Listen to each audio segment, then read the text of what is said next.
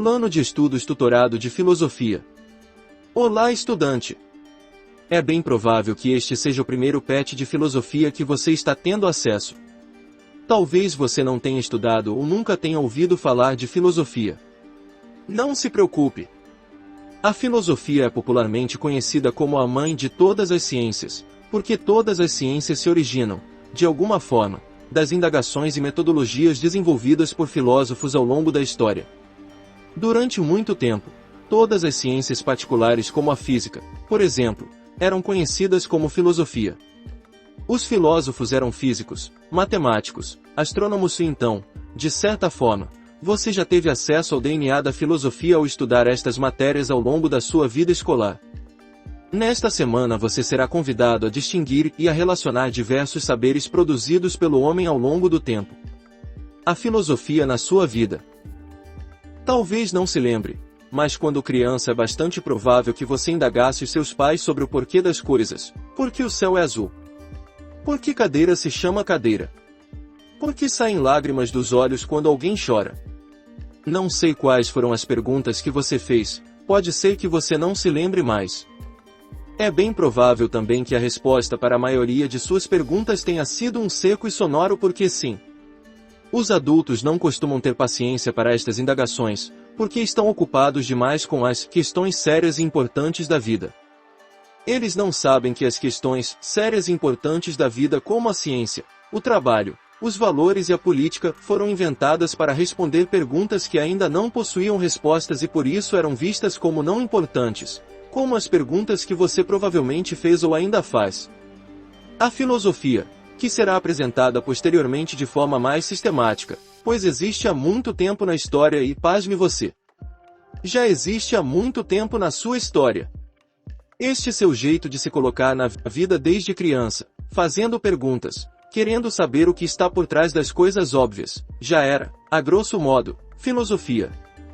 Sabe aquela beda, ou seja, aquela tristezinha sem explicação que bate de vez em quando do nada e faz você refletir sobre a vida?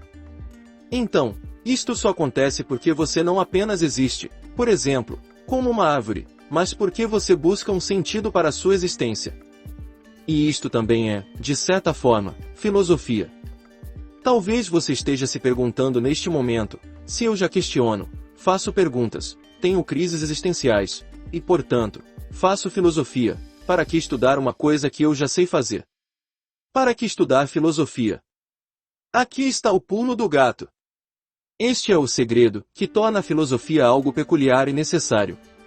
A filosofia é também uma ferramenta de aprimoramento das perguntas para torná-las mais fundamentais, sistemáticas e interessantes.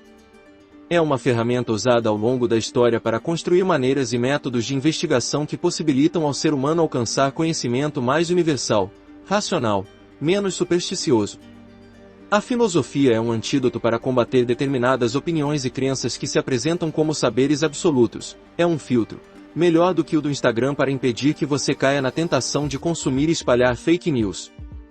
É uma forma de ajudar o ser humano na caminhada em busca do conhecimento. Diversos saberes que brotam da filosofia ou são objetos de reflexão filosófica, e muitos deles você já teve acesso. Recapitulando. O conhecimento foi uma ferramenta criada pela humanidade ao longo da história. Enquanto ferramenta, ele pode ser usado de várias formas e possuir vários modelos. Não existe apenas uma forma de conhecimento. Vamos caracterizar alguns tipos. Saber religioso. O saber religioso, em linhas bastante gerais, oferece um fundamento sobrenatural para explicar e dar sentido ao mundo natural, ao mundo físico que vivemos.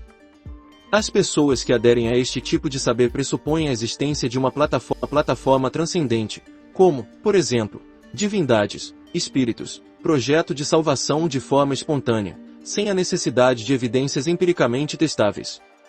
O saber religioso é influente e poderoso na vida de grande parte das pessoas, pois norteia comportamentos, decisões políticas, criação de leis, entre outras coisas. Saber científico. Ciência é uma palavra que vem do latim scientia, que em português significa conhecimento. Trata-se de uma ferramenta criada pelo ser humano para produzir um tipo de conhecimento sistemático e seguro através de uma metodologia específica acerca dos fenômenos do mundo. Em tempo de pandemia é a este tipo de conhecimento que a humanidade recorre para buscar controlar determinado vírus e produzir formas de combatê-lo. Saber espontâneo ou senso comum. O senso comum é um tipo de conhecimento espontâneo baseado na experiência empírica, vivencial, concreta das pessoas. Ao longo da vida os seres humanos acumulam saberes, que não foram aprendidos na escola, na faculdade, mas que servem de bússola orientadora da vida cotidiana. Por estar colado demais com a vivência das pessoas que o produziu, o senso comum não se estabelece como conhecimento válido universalmente. Ele possui validade relativa. Isto significa que ele pode mudar de pessoa para pessoa, de família para família, de cultura para cultura. Por isso há diferentes opiniões sobre o mesmo tema e crenças diferentes sobre uma determinada realidade sem necessariamente haver uma mais correta que a outra. A opinião. A opinião é a maneira pela qual as pessoas costumam divulgar seu ponto de vista sobre o mundo. Este ponto de vista é baseado em experiências particulares e por isso não é verdadeiro por si mesmo. Por mais persuasiva e bem elaborada que seja uma opinião, ela não pode ser confundida com, por exemplo, um saber científico, pois a princípio não foi testada e provada com uma metodologia válida. Um bom exemplo seria a diferença entre a opinião de alguma pessoa sobre a eficácia da vacina para a Covid-19 e a demonstração da comunidade científica sobre a eficácia da mesma. Por maior que seja a afinidade que você tenha com quem emitiu uma opinião sobre hipóteses conspiratórias para não se vacinar, é importante compreender que se trata apenas de um ponto de vista subjetivo embebido por crenças pessoais desse indivíduo. É prudente e faz bem para a saúde física e mental refletir sobre determinadas opiniões e crenças infundadas do senso comum quando outro tipo de conhecimento, como o conhecimento científico, apresenta estudos e evidências que contestam estas opiniões.